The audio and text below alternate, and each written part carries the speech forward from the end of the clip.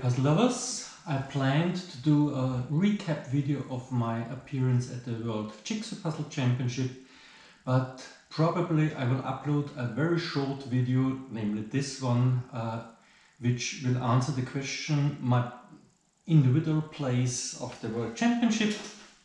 The short answer is easy. I missed out the final and I missed it out as closely as possible. So 180 participants did compete in the individual final. I got fast enough from the time, but not fast enough because of national spots. So I got 181st in the championship.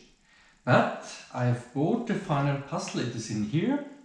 I will solve it now, and then I will see what would have happened if I qualified for the final, if I got some seconds faster in the semi-final, and yeah, I hope that I might place somewhere in 100 to 150th position. That should be reachable, namely the 150, but we will see. Of course, I've seen the puzzle before. I've been at the World Championship, I've bought the puzzle, I brought it from Spain to Austria, so I know it of course, but I've not looked at it in detail, so we will see. I've not analyzed it and thought about what I will do. Of course, I'm sitting at home, it's quiet here, I have natural light. But I think that should not be that big of an advantage. I know the competition setup, I know the situation when 200 people solve something like a logic puzzle competition or jigsaw puzzle competition. I know the situation when it's loud and people are chattering and there are watchers, how do you call it? Onlookers is also wrong, fans that just watch the competition. There will be always some disturbance around, and this is actually something that rather pushes me. So I don't think that the fact that I'm doing it here at home is that big of an advantage. But of course it's not 100% comparable. Okay, the puzzle is in the original bag. I will start the timer in a second, and then I'll just puzzle as fast as I can, as usual on this channel. Okay, and since I want to replicate the usual feeling, I will stand a lot while puzzling, which I do in competition as well. So I had to change the setup for the camera, so if you're looking from above, you will probably not see my head, perhaps not even now, but surely not while puzzling, and hopefully you will enjoy nevertheless.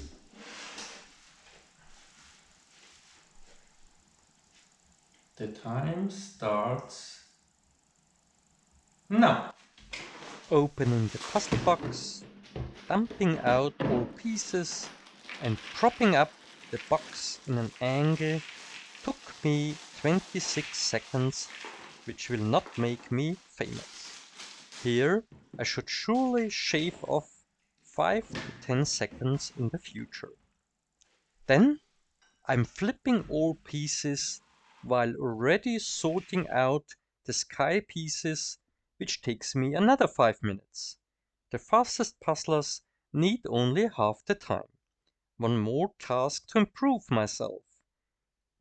Of course, like most other competitors, I start with the blue sky, which is only 1 or 2 rows of the puzzle.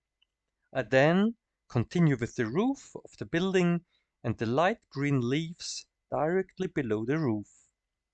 We are nearing the half-hour mark where the fastest puzzlers will be close to finish. In order to provide you with a comparison of myself with the very top elite of the world, I will add the official live stream synchronized with my solve. Have fun! Out yarn, you just came back from a quick loop. They are engrossed in their puzzle. They are working their little tushes off. I don't think we're going to get a first, second or third place. I do believe the ones we're looking at are in the lead, yes. because anything can happen between now and the finish time, but the ones we're looking at are in the lead. See, here again, you see, you know, other people seem like they slow down when they get to these hard bits, and Alejandro just doesn't. And I think just looking at this now, he is in the lead again.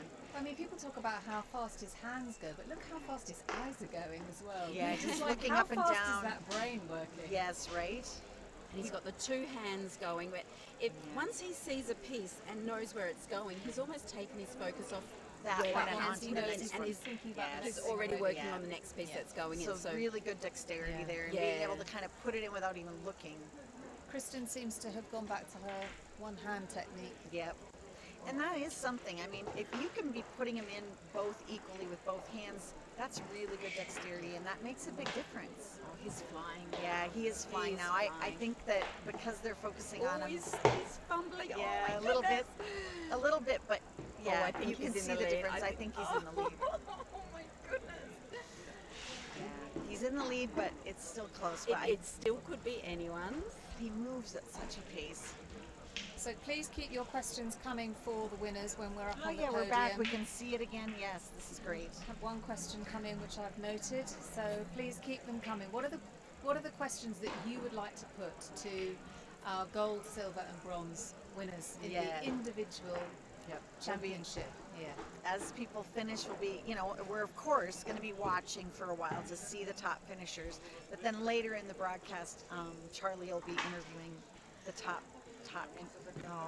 Folks at home, I think you are watching the back. What a world championships or puzzler looks like. You've got him on your screen now. This is the wonderful Alejandro. He is a puzzle machine. He's a puzzle genius. He is beautiful to watch. It is. And the crowd is going to start to get loud. As he starts to go and he's only got a few pieces left, they can see it on the big screen. They know what's happening. There's going to be an eruption, and it's going to be quite just exciting. And his brain will now be going, I hope no one puts one in before me. Here it comes. They can hear Mercedes got a bit distracted there, had to look up, but he's done it!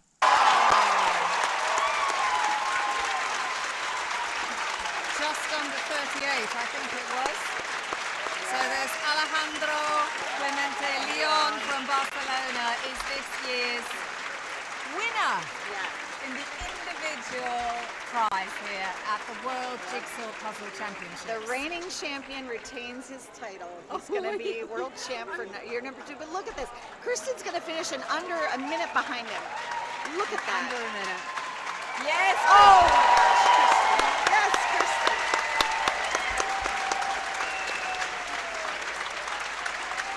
Oh my gosh, so close. You don't know whether it's more heartbreaking to be 30 seconds. Big congratulations to Alejandro from Spain, who defended his title from 2022, and to Kristin from Norway, who defended her vice championship title, this time trailing only by 33 seconds. There was a huge gap of over 4 minutes for Markéta from the Czech Republic to follow on this third spot. Hopefully, you have seen what a huge difference there is between an average speed puzzler like myself and the top elite puzzlers. They are adding a piece every 4 seconds on average. Amazing. In the meantime, we have passed the 1 hour mark. I've never solved a new puzzle in under 1 hour, thus it is no surprise for this rather difficult puzzle that I have still 50 to 60 pieces left. In the insert you can see that I need to finish in 1 hour, 5 minutes and 53 seconds to tie Kimberly for the top 100. If I manage to finish in 1 hour, 6 minutes, 11 seconds, I tie Julia, the by far fastest solver from Austria this year. While puzzling, I never have any idea if 1 hour has passed or already 1.5 hours. I completely lose my sense of time, and I do not look at the timer while puzzling. I would not have believed that I am that close to cracking the top 100. Let us watch together if I will manage to do so. I'm now approximately in the position of Alejandro at the start of the video sequence I showed you. It took Alejandro approximately 2.5 minutes to finish the puzzle from there on. This means that those last pieces must be really tricky, and I will need approximately 5 or more minutes to finish. Hopefully, tension is building up now for you that you are watching this. Like me, that while solving, I had no idea of my time and I was not stressed at all.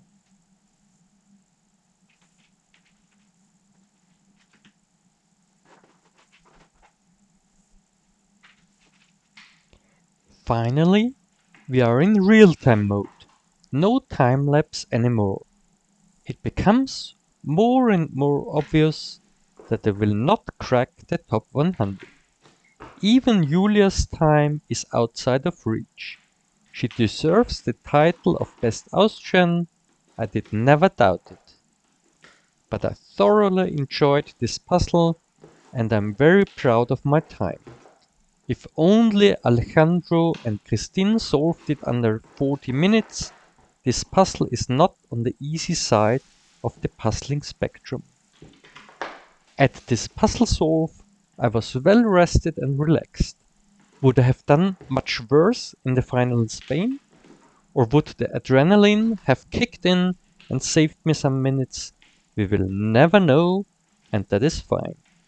This might be my motivation to keep training and try it again in a future year. Now there are only 10 pieces left, but I will still need 30 more seconds to fill in those last spots. My final time will be 1 hour, 7 minutes and 12 seconds. This would have placed me in the 112th final position behind Cornelia from Sweden and just ahead of Mark from Germany. Since I'm quite busy now, it might well take 1 or 2 more weeks till my recap video of the World Championships 2023 will be finished and uploaded.